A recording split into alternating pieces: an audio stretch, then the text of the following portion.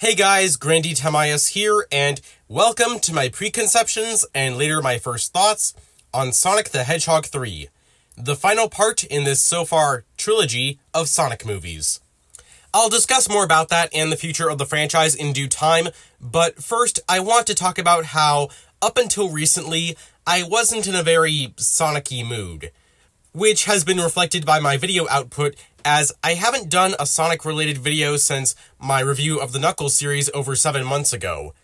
A few months later, in a channel update, I said that I would do a video after each trailer came out, which didn't necessarily have to be breaking down the trailer bit by bit, but rather whatever my top theory at the time was, similar to the Preconceptions video.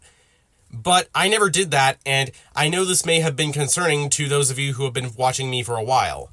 Truth be told, I thought both of the trailers for Sonic 3 were pretty mid. What? What the fuck? Yeah, I know they got so much positive reception from fans, but I was not among them. The trailers have been largely what I predicted, and less. First trailer, Shadow breaks out, some brief moments of Sonic and Shadow fighting, we get the reveal that Robotnik is back, and we get some tongue-in-cheek video game humor. Second trailer, more of the same, like the Pikachu reference, characters making funny comparisons when they see game-accurate stuff, and more jokes that aren't as clever or funny as the movie thinks they are, like the tied-up character not facing the right direction. That's already been done in movies like Thor Ragnarok, and even then, it wasn't that funny. Sorry to be pessimistic, but when it comes to these trailers, I don't see the appeal. Obviously, I do want to see Shadow and his origin story adapted for the big screen, but it feels too predictable given everything that's been shown off so far. And while I wasn't necessarily expecting characters like Amy or Rouge to show up, I can't help but feel that the movie feels lacking without any other new anthropomorphized characters besides Shadow. It feels like a beef sirloin with no side dish. And then there's the matter of who's voicing Shadow. I want to be clear, I do not hate Keanu Reeves, nor would I call him voicing Shadow a miscast.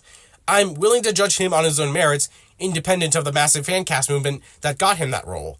But at the same time, the massive fan cast movement is my exact problem with this. I know that might seem hypocritical if you know about something that I'll be bringing up in a moment, but I promise I will try to make my case as unbiased as I can. It's not any fault of Keanu that he was the most popular request to voice Shadow the Hedgehog. However, it was the fault of the filmmakers for caving into the demand.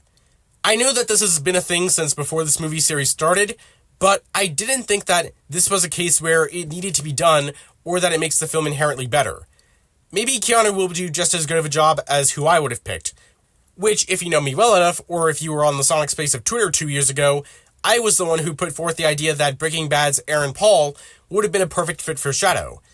I already made a video about that if you want to know my reasoning as to why I fancasted him, but one of the reasons that I briefly touched on was that he'd be less expensive. Keanu was reportedly paid $5 million for his part in the movie, while Ben Schwartz and Colleen O'Shaughnessy were paid $500,000 or less for Sonic and Tails respectively. And I feel like if the actor voicing the title character of the movie is paid a tenth of what Keanu's getting paid, maybe that $5 million could have been better spent on other things, such as bigger set pieces, improvements to the visual effects, or additional CGI characters, had they gone with someone less expensive like Aaron Paul. Although, funny enough, his Breaking Bad co-star Kristen Ritter will be playing gun agent Captain Rockwell in this movie. But then there's the argument that getting a big-name actor like Keanu Reeves would mean a bigger return on investment. It's hard to say for sure, but I doubt that his name alone is enough to entice casual audiences to go see a video game movie where he's only playing a voice role that isn't on camera. Especially for a film that's a sequel, in case said casual audiences didn't see the previous two films or aren't that familiar with Sonic in general.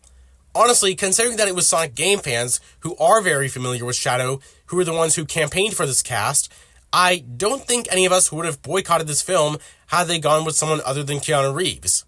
The Sonic IP itself is too much of an incentive to abandon the movies over unless you weren't already into them by this point. Besides, people go to see movies like John Wick or The Matrix because of Keanu Reeves. But people, casual or fans, go to see Sonic movies because they have Sonic characters. Obviously, it's important to get actors who can play the part, but the celebrity status of those actors doesn't affect that. I didn't watch The Knuckles show because Preconceptions was voiced by Doc Brown from Back to the Future, and I would have never thought of him for that role. I only thought that was a cool thing on top of a character that I really wanted to see in this universe, more so than Shadow even. In the end, I'm not upset one way or the other about who is or isn't playing Shadow. Would I have liked Aaron Paul? Absolutely. But I'm still going to see the movie no matter what because I enjoyed the previous two, and I'm a fan of the material that this one is adapting. I just want to make it clear, and I say this as someone who enjoyed his work in films like Speed and Bill and Ted's Excellent Adventure, I'm not watching this movie to see Keanu Reeves, I'm watching this movie to see Shadow the Hedgehog. Also, on the matter of adapting, I do want to talk about how I have mixed feelings on the reinterpretations that these movies have made regarding the Sonic lore. I know the films can't ever be made truly 100% accurate to the lore of the games. Otherwise, we'd just have really long game cutscenes with Hollywood effects. And truth be told, I don't think the game lore is perfect either. Even the original pieces of media of a franchise can stumble and miss their own opportunities. Take an example from a franchise that I talk about on this channel a lot, Transformers. The origin story of Cybertron and the Transformer race is different in most newer versions of that franchise compared to how it was told in the original 80s cartoon. Gone are the days of the Transformers being built by another alien race. Instead, all subsequent reboots have the Transformers being made by a Transformer god and his pantheon of demigods. I'm oversimplifying it because I don't want to bog everyone down with names of characters and artifacts I don't have time to explain, even though Sonic also has a lot of that. But the point is, it's generally accepted by fans, myself included, as the better origin story because it had a lot more potential. Again, for reasons that I won't explain. And I do like some of the changes that the Sonic movies have made. They've been mostly faithful to the games, but do add their own twists. Like, I know that this is going to be a hot take, but I prefer two-eyed Sonic over conjoined-eyed Sonic. Not because it's more scientifically accurate, that went out the door when the blue hedgehog could run at the speed of sound, but because there's no real reason in the games why some species have two eyes and others have conjoined eyes. And if I'm being honest, if I wasn't already accustomed to this design from a young age, I'd think that it looks kind of awkward. But a movie change that's more relevant for this discussion would be the idea of the Knuckles clan coexisting at the same time as Sonic. I personally prefer that over the original backstory in Sonic Adventure for two reasons. One, there was hardly any reason that backstory had to take place 4,000 years in the past. That's so long ago that it's basically just a number. It could have only been one or a few hundred years ago, and the story would still be the same. Especially when you consider that the real-life ancient cultures that the clan was inspired by, particularly the Maya and Inca, lived less than 1,000 years ago. And truth be told, my thoughts on how necessary it is, or rather isn't, to the story that Knuckles is the last echidna, is so complicated that I don't have time to go into it right now. And the other reason I prefer the movie Echidna Origin is because it gives the opportunity for certain characters to interact when they normally wouldn't. I brought this up in my Pachacamac video, but the fact that he tried to capture Sonic for his power and shot Longclaw would give Sonic a personal connection and conflict with him. As I said, not only that, if Sonic were to find out that the guy who shot his owl mom is still alive, he is going to be pissed. Which would have been such a great way to build upon both of their characters. And perhaps give some interpersonal conflict between Knuckles and Sonic on top of that, since he is aligned with Pachacamac. Not to mention, Tikal is an important character in the Echidna lore, so maybe had she been introduced, she could have interacted with the main cast or even become part of the main cast in a much more natural way than just ghost visions. And if she did eventually sacrifice herself like in the games, doing so in the present day would have been more dramatic and had more tension. In the game canon, even if Knuckles didn't already know who Tikal was, he already knew that she and all of the other Echidnas were going to die. So, theoretically at least, it would have made less of an impact on him and the audience as it would had they coexisted in the same time period. Though I guess the stiff facial animations and bad voice acting didn't convey the impact on Knuckles either. And even though I said that the idea of Knuckles being the last Echidna isn't necessarily important, I do like that the movie Origin at least tried to do something with that and had the Echidnas die out between Sonic movies 1 and 2. In a sense, it was that story, kind of off-screen, instead of something that happened in the distant past. And the second movie shows how distraught Knuckles was that he lived through the collapse of his tribe, including the death of his father. I only wish that there was more time spent on that. But much like the casting choice for Shadow, I can't be mad that the movie Echidna plotline didn't pan out the way I would have liked. This is just an idea that I thought would be cool after all. Maybe a future reboot like an animated series or something could have an idea like that, but the movie universe had potential as laid out by the first one. The fact that they didn't focus on that unique aspect of the reinterpretation and mix in more game elements in service of that really makes it feel like a squandered opportunity. And that's the crux of my argument here, that while the lore changes are, for the most part, good and set up very well, I don't agree with the direction that they were eventually taken. And in the case of the Knuckles clan, that was irrevocably altered by Knuckles' spin-off series. Yes, I am still not over this. Where the is Tikal? Honestly, despite all the changes to the Echidna lore before this, I still think it would have been possible to at least acknowledge Tikal's existence, even if she was already dead. Then again, it's effectively impossible at this point that we're ever going to get a live-action version of Sonic Adventure 1, so I'm not even sure if I'd want them to try anymore. Despite what I said earlier about the changes always being necessary and sometimes beneficial to new adaptations of old stories, the fundamental qualities of Tikal's character should still be intact, just as they were for the movie versions of Sonic, Tails, Knuckles, and now Shadow, hopefully. And normally I lament the change in Pachacamac's characterization, but for this series, I don't mind him being a silly ghost. Would I have liked the serious warlord / asshole father characterization of him like in the games? Yes. But I'd been begging for years for this character to get a larger story role in the franchise than just the 2 cutscenes that he had in a 25-year-old game. You know what they say, beggars can't be choosers. Plus, his role in SA1 wasn't too important that there wasn't room for reinterpretation. So that's why I'm not mad about his portrayal in the Knuckles series, even if Tikal would have been a better fit for the archetype.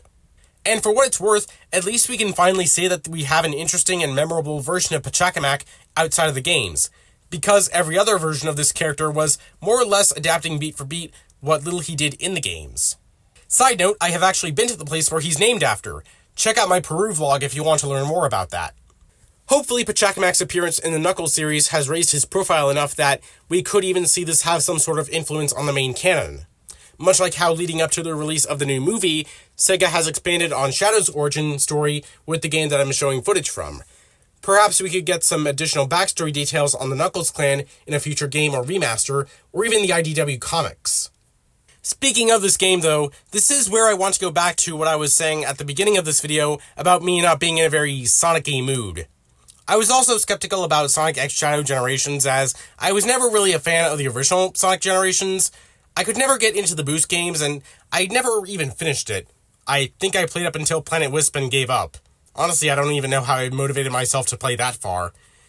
But then the hype started coming out about how great Sonic X Shadow Generations was, so I decided to buy it, and really only for the Shadow half, as that's all the new stuff, and holy crap, it's awesome. Shadow plays like he would if he had been in Sonic Frontiers, and the new takes on previous zones were really cool. And the story is really enthralling. Shadow has always been a character who's easily been bogged down by the traumatic experiences of his past, so to see him have to get over that while it's actively coming back to haunt him makes his character development all the more compelling. I'm also really surprised that they went into the Black Arms as much as they did. With the reputation that the 2005 Shadow game has, it seemed like, for the longest time, Sega wanted to distance themselves from that soft retcon to Shadow's backstory. I never had a problem with it, as contrived as it was, but I thought that it was one of the best parts of Shadow Generations. So much so that I can't see Shadow's backstory without involving the Black Arms now. Honestly, I wonder if the new movie is going to drop any hints towards that. I think that'd be cool, and it could have implications regarding something that I said in a previous video. If Sonic and Co. were to leave Earth by the end of Sonic 3, like they say goodbye to Tom and Maddie and decide to live on Sonic's original planet from the first movie, they could expand the storytelling scope to cosmic proportions. The first 2 films established that Sonic and others like him are aliens, which I at one point was stupid enough to speculate otherwise, and that there are many other planets that they are capable of traveling to. This is even supported by tie-in comics for the second movie. So if something like that were to happen, or we start seeing more cosmic-related stuff trickle into the movies, the Black Arms would make for effective main antagonists that Sonic and his friends could contend with. With Shadow now in the movies, that door seems wide open. That is, assuming that the movie version of Dr. Robotnik does not return. It was a huge shock leading up to the release of the second movie that Jim Carrey was considering retiring from acting. The actor has rarely ever reprised a role for a sequel. In fact, I think this is the first instance where he's done the same role for a third time. Don't get me wrong, I'd love for him to continue past Sonic 3. But I also think that this movie would be a good stopping point if they want to complete Eggman's character arc. Perhaps he makes amends with Sonic and lives out a happy life. seems fitting, as now he has family that he's reunited with, and maybe Agent Stone could be in his future, if you know what I'm saying. Oh, and remember that list I showed earlier about how much each of the actors were paid? Well, Keanu Reeves' salary isn't even half of what Jim Carrey's is. $12 million. Seems to me like he was only convinced to return because he was being offered that much money. Money that, like I said, could have been saved or better used to enhance other aspects of the film. I think Jim wants out, and if it costs $12 million to get him to do Sonic 3, imagine how much he'd charge for Sonic 4. I know these movies have already made a lot of money, but I don't think that they can keep this up forever. Or heck, maybe it's just because he's playing two characters this time. As great as it has been having Jim Carrey as Dr. Robotnik, I do think that changing up the main villain after Sonic 3 would be a good thing to avoid stagnation. I mean, I guess it kind of sucks that Eggman never got to build Metal Sonic, as that character could carry on conflicts in future sequels after Eggman retires, but still, the movies could fall back on the Black Arms, the Metarex if they want to take a jab at the story of Sonic X Season 3, or the Ancients if they ever want to open the door to Chaos. Though, honestly, without Tikal, I think that it would not be a good idea to bring in Chaos, and I already explained that problem. Or if they stay on Earth, it could just be a new human villain that we've never seen before, similar to how the Knuckles show had the Buyer, except hopefully they don't suck.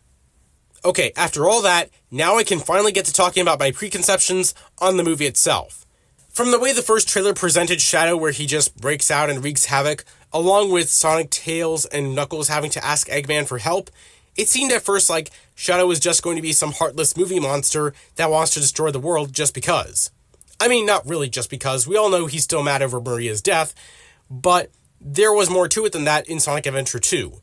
Shadow was never the kind of character who wanted to use violence for personal gain. Like, he wasn't doing what he was doing because he wanted to conquer as if he had a problem with the structure of authority in the world that he lived in. Well, until they literally made a song about it, but that was after SA2 when he was having his identity crisis or whatever. The point is, Shadow wouldn't just cause all this crazy destruction on a whim. In Sonic Adventure 2, while there was a personally motivating factor for him, he still acted as a subordinate for someone else. And it's his dynamic with Eggman in that game, as well as Rouge, that sort of grounded Shadow and didn't turn him into an unhinged psychopath. I don't know if that's the impression that anyone else got out of Shadow in the first trailer, but causing destruction in downtown Tokyo without any explanation doesn't make for a good first impression. Only Godzilla can do that and get away with it. The second trailer does show Shadow teaming up with the two Eggmen, so it seems like Sonic's plan totally backfired. Maybe the movie will try to do something interesting with the villain team dynamic, but I can't help but feel that it isn't complete without Rouge, which is one of the main points that I made in my video about her. Going back to what I was saying a moment ago, Rouge did play a part in Shadow's development in Sonic Adventure 2, and again in Sonic Heroes, making Shadow feel like a grounded character. And because, like I said, Shadow doesn't desire power or personal gain, that's why Rouge is the leader of the Dark Team, and not him. Actually, it just occurred to me, besides Metal Sonic, we're probably not going to get Omega, Gamma, Mecha Sonic, or any other Eggman robot in the movies. But as for Rouge, it would probably be odd to introduce her before Amy Rose. I mean, Amy was the first female character in the Genesis games, so it seems like the logical choice before any of the other ones like Rouge, Blaze, or Cream. Then again, I was the one who was campaigning for Tikal, but at least that would have made sense given how early the echidnas were established in the movies. But what does it matter? We got Bachasshole Mac here before any of those characters, so I guess it doesn't matter in what order they're introduced. They're probably going to tease Silver in the mid-credits of this movie, which I'd be kind of against. Like, I like Silver, but even Sonic 4 feels too early for him. I would save him and Blaze for Sonic 5 after we get a few others to fill out the cast in Sonic 4. Okay, where was I in regards to Sonic 3? I guess I could also mention how it's kind of weird that Gerald Robotnik is still alive, considering Eggman's age. They're probably going to explain it by saying Gerald was in some kind of cryosleep, kind of like Shadow, so that would actually make sense. I also wonder how they're going to handle Maria's death. In SA2, it was only alluded to, but here, the movie's going to have to jump through some big hoops if they want to do the story justice while keeping a PG rating. I wouldn't have minded at all had they bumped up the intensity to PG-13, but I understand that Paramount wants to make these movies as accessible to children as possible. Oh, and I think it's really cool that Maria is being played by Alila Brown, the actress who played the young Furiosa earlier this year in Furiosa, which is a great movie, by the way. You guys need to see it if you haven't, because It is so unfortunate that it bombed. And I mean, she looks the part, so I hope that she makes the most of what little screen time she's going to have in the movie. I'm surprised that the second trailer gave away that the Eclipse cannon is going to be used on the moon. Granted, it's not half the moon like in the games. This looks more like a third or even a quarter of its mass by my estimate. And I know it's tradition with Sonic Adventure 2 and Sonic X, but it seems kind of far-fetched in live action. Oh, and for the love of God, they better not make a pissing on the moon reference. I know that these movies love referencing Sonic meme culture like Sonic and the Ugandan Knuckles, but we really don't need to give the community that much power. I'm also hoping that they've been hiding the Bio-Lizard this whole time, but it would also be kind of odd to include the Bio-Lizard since its existence in the games is predicated on Chaos existing, since canonically Gerald Robotnik based the prototype design of the Ultimate Lifeform on the Perfect Chaos mural in the Mystic Ruins. Besides my return to Mobius video, the other theory of mine that I'm banking on being true would be the connection that Commander Walters has with Shadow. He already seems to know what Shadow is capable of, as implied by the tone of his voice in the second movie's mid-credits scene, and further implied when he talks to Sonic, Tails, and Knuckles in the Chow Garden restaurant in Tokyo. More on that in a moment. The only thing that changes that theory now is that Gerald Robotnik is still alive, but I don't think that'll affect the greater outcome all that much. I'm not sure how I feel about the Chow being fiction within fiction characters in the movie universe, as it strips away another crucial part of the Tikal and Chaos storyline from SA1. Technically, it doesn't lessen Chaos's chances of appearing in the movies any more than it already has been, as it's implied in Sonic Frontiers that the Ancients evolved into Chow, and a mutation caused one of them to revert back to looking like one of the Ancients. The general idea of this phenomenon exists in evolutionary biology in real life, and it's called an atavism, where an ancestral form of a gene is reactivated and causes an organism to express that gene, thereby resulting in the organism looking more like its ancestor. An example of this would be cetaceans like dolphins being born with hind flippers, because the prehistoric cetaceans they evolved from used to have hind flippers too. Hope you enjoyed that little science lesson. The last 2 or 3 little things that I want to mention, I do think that it's cool how the movie depicts Knuckles getting his ass handed to him by Shadow, which absolutely would happen in the games. And I am a little concerned that Tails is going to get overshadowed, pun intended, in this movie, which kind of happened in the second movie as well. He was second to Knuckles in how much character development he got, which is to say, not much. And finally, I want to say that I am quite surprised that a 4th Sonic movie has not been announced yet, considering that the 3rd one was announced before the 2nd one was released. Like I've been saying, this movie series is going to come to a major crossroads, so maybe Paramount is waiting to see how this one does before announcing that damn 4th Sonic movie. And I'm not sure if director Jeff Fowler or writers Pat Casey and Josh Miller will want to stay on for these films, but whoever is involved, I hope that they handle this movie series with care. And I am 100% expecting Amy Rose to be in the next installment. Oh, wait, one last thing. Since I know there's going to be that one person who's going to ask my opinion on Sonic 3 releasing on the same day as Mufasa, I do not care. I'm not interested in that movie, and I have no plans to see it, so if Sonic 3 makes more money than Mufasa, great. It hands Disney a much-deserved L. If not, I don't see it as a loss. But really though, f*** Disney. Okay, that's everything that I have to say about my preconceptions for Sonic 3. I said in my last channel update that this and my spoiler review are going to be the last Sonic videos I intend to make, so I hope that I covered as many bases as I needed to. And if you made it this far, I commend you. Your reward is the next segment of this video in a few seconds, when I am back with my first thoughts. Okay guys, I'm back in the theater, and first I want to address how, as of this morning, it was actually announced that a 4th Sonic movie is in development, so that part from my preconceptions portion is completely inaccurate now, as are a lot of things. It's embarrassing, honestly.